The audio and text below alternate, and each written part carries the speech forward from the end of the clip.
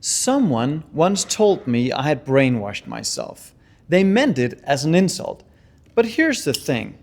You and I are already brainwashed to see things that are not true. Every single one of us is. The only real question is, how are you programmed and what are you going to do about it? What if you learned how to brainwash yourself to a completely different reality instead? That's what we're going to do in this video. Cheers. Here's an uncomfortable truth for you. Your current reality is a perfect reflection of your current identity. It's not happening to you, it's happening from you and for you. On the cruise ships, I had external success by every measure. The standing ovations, the good money, the title in entertainment that people respected. But internally, I was totally collapsing. Buried in debt, my health falling apart, empty in a way that I couldn't explain to anyone applauding me. My identity had been programmed for survival, not for freedom. So survival is exactly what I kept getting, dressed up as success. You might recognize that. Here's the real problem most people never solve. They change tactics constantly. New morning routine, new sales script, new diet, new goal. They never touch the identity running underneath all of it to begin with. So results keep snapping back to baseline every single time. New strategy plus old identity always equals the same reality, just wearing a new outfit. So you don't need new tactics, you need new programming. That's what this video actually is about. So step number 1, you have to let go of your old and embrace the uncertainty. So here's the core insight. The old identity cannot enter the new reality. One has to die for the other to live, and you get to choose. Your brain will fight to protect what's known, even when what's known is actively hurting you. This is the hardest step because the old identity doesn't feel like a costume. It feels like you. Familiar pain will always feel safer than unknown freedom. We've been programmed with the idea that unknown is dangerous because your ego conflates identity with survival. So losing the identity feels to the nervous system like dying. When I left the cruise ships and the entertainment career, I had good money, recognition, and real security. But the ego had a whole list of reasons to stay. You are the cruise ship magician, it kept telling me. That's the job. That's who you are. But that identity had to die completely before the next one could be born. You see, your ego has a few favorite lies that it uses to keep you exactly where you are. Wait until you're ready. What will people think? You've worked so hard to get there. Every single one of these protects the old identity. None of them protects you. Most people treat uncertainty as a stop sign, and it's the opposite. Uncertainty is the edge of your current identity. The moment you feel it, you're standing exactly where growth begins. Selling the Miami condo, the Miami apartment, was the same mechanism for me. It was the ego's trophy.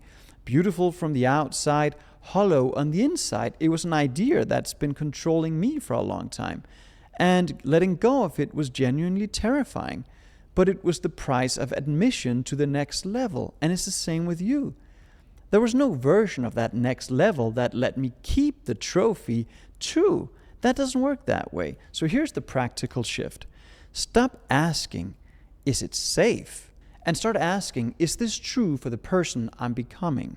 And what you're actually letting go of is the need for approval before you take the move, before you take the step. An identity built entirely on external metrics, the belief that certainty has to come before action. It never does. Certainty comes in the action. And the story that your past gets a vote on your future. It shouldn't. Step number 2, decide that nothing is bigger than you, because it isn't. The energy within you is always bigger and greater than any external circumstance outside of you. So here's the core insight. Every obstacle you'll ever face is smaller than your creative consciousness. You are the source of your reality, not a victim standing inside of it. And this isn't just motivation, it's mechanics. But Proctor drilled this into me over and over and over again. You don't get what you want, you get what you are. Your subconscious mind is broadcasting a frequency around the clock over the entire globe. Time and space are illusions, so you actually affect everything. That's a big idea. And your life is simply the perfect match for that frequency. I was buried in debt and clinically ill. Blood tests that made doctors pause. The logical conclusion was looking at the numbers and concluding that I was losing. Full stop. The decision that changed everything wasn't logical. It happened at the identity level. Nothing outside of me is bigger than what's inside of me, and that goes for you too. That sentence, decided and meant, is what moved first, before any evidence showed up to justify it. So there are 3 levels a decision can live at. Level 1 is an intellectual decision. I should probably do this. Level 2 is emotional. I really want this. And level 3, that's identity. This is who I am now, full stop. I'm not negotiating with that anymore.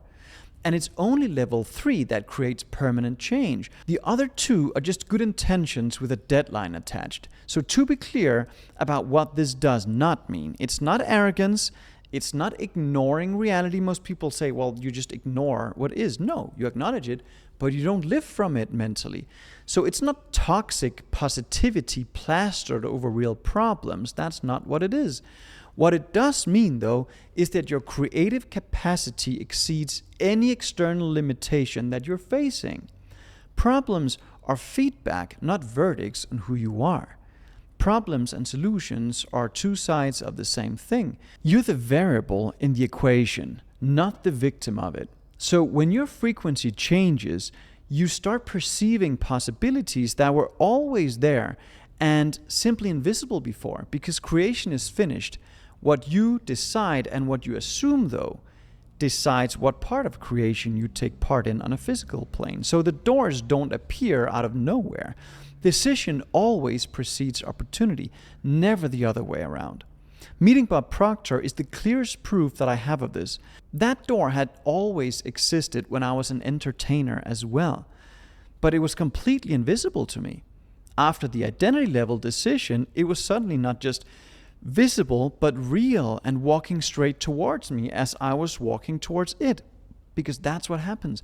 As you become the person, the goal moves towards you. Here's the practical shift. Every morning, ask, what would the next version of me do today? And then make one decision from that identity before noon. Stack those decisions day after day until the new identity simply becomes the default, the new home from which you view the world. Meeting Bob Proctor is the clearest proof I have of this. That door had always existed. At the entertainer and cruise ship frequency, it was just completely invisible to me at the time. But after the identity level decision, it was suddenly not just visible, but it was real, and it was walking straight towards me as I was walking towards it. So here's the practical shift. Stop asking, how do I get around this? And start asking, who do I need to become to make this irrelevant? This requires full responsibility. No victims allowed in this room. It requires making the level 3 decisions before the evidence shows up and releasing the story that your circumstances are the ones in control. 9 out of 10 people doesn't think like that. So if you want to know exactly which illusion has been running your own frequency without your permission, I built a free 5-minute illusion breaker assessment for this purpose. It reveals to you your mind's number 1 mental illusion, the one quietly deciding what you think is possible for you. The link is below in the description. Go take that. You'll gain a lot of insight from it. Now, let's talk about how you actually make this permanent. Commit to the new self. That's step number 3. Commitment is not motivation. Motivation is emotional sort of weather. It comes and it goes. It was never built to last. Motivation is temporary. A commitment is identity. It's identity level work. It's non-negotiable by design. Most people fail here because they hear the new identity as a goal to reach someday, sometime, instead of a decision right now. They wait for evidence before they'll commit, which means they're still negotiating with the old identity every single day. And the old identity is a very good negotiator. So there are 4 mechanics to the brainwashing, and I mean that word on purpose in a positive way. Repetition, because the new identity needs daily affirmation and repetition. It needs daily reinforcement or it will fade. And 3 decisions, because every small decision you make all day is either casting a vote for the old identity or for the new one. And then the body, because your physical state either anchors the shift or quietly undermines it. Bob Proctor had me build a gratitude practice every single day. And I'm currently on day 2369 and counting. And that practice was never run on motivation, mood, or how circumstances happened to be going that week. It was an identity level commitment. I've done it every day since then. And the results, they followed the consistency. Whatever you practice, you strengthen. So it's never the other way around. And here's my angle on the body that most people skip entirely. Your body is the instrument. So a sick body keeps the old identity firmly in control because survival mode does not have room for anything else. There's no capacity for anything else. A healing and healthy body is a great home to be in, to live in, on your journey towards better results. And it's not just optimal wellness talk. In my opinion, that's a non-negotiable commitment to the new self. Real commitment looks like this. You don't wait to feel like it. You don't need external validation before you move. You don't sit down and negotiate with the old you one more time.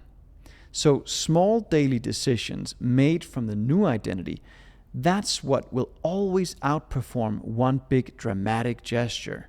So just make it a habit of giving yourself 10 seconds or less to decide. Small decisions, big decisions, or any decisions in between.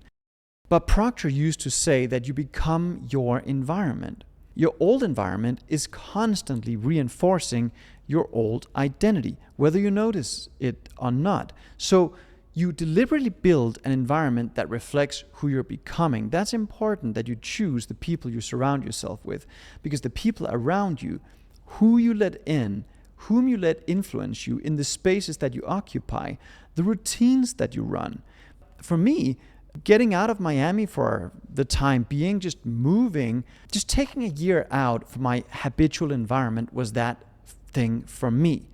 It wasn't running from something, it was running towards an environment that my new identity actually needed. The old environment kept quietly pulling me back towards the old identity, towards my ego and other things that were defining the way I was thinking, no matter how much inner work I had done. So change the environment and the shift accelerates in a way that willpower alone never gets you to. So here's the practical shift. Every morning, ask, what would the new version of me do today? And then make one decision from that identity before 12 o'clock. Stack those decisions day after day until the new identity simply becomes the default. So here's the truth about brainwashing. You were brainwashed by default, by parents, by society, by every past hurt that installed a program without asking permission.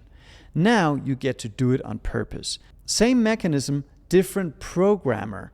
This time the programmer is you. I had a client and one of her friends found out about the work her and I had done together and asked her, half joking, "Wow, did Anders brainwash you now?"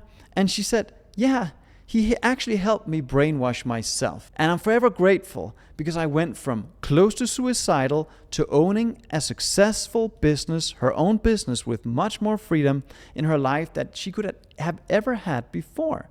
She's healthy. After 20 years of illness and doctors telling her that she would be living with medication for the rest of her life. Yeah, that kind of brainwashing. That was a very healthy brainwashing. And that is the whole point with this video. So the 3 steps are really one movement. Letting go creates the space. And when you decide whatever you're going to fill that space with, that's when the new identity starts becoming real. And committing to it makes it a permanent decision and a permanent identity shift through repetition and your new environment. I went from a cruise ship magician from drowning quietly in debt and illness to this. Not because of a better tactic or a smarter strategy, because of deliberate identity reprogramming, step by step, by decision, day by day. So here's the only question that actually matters. Is here where you want to stay? If the answer is no, so it's a no pressure call. It's a human to human conversation about where you are, where you want to go, and what's needed to get you there. And you know, my friend, it's not who you are that holds you back. It's all the illusions of who you think you're not. So click below, do the test, make sure you understand your own mind and the one illusion holding you back, and then book a call with my team. Your future self will thank you. This is Anders Hansen. I'll see you in the next video.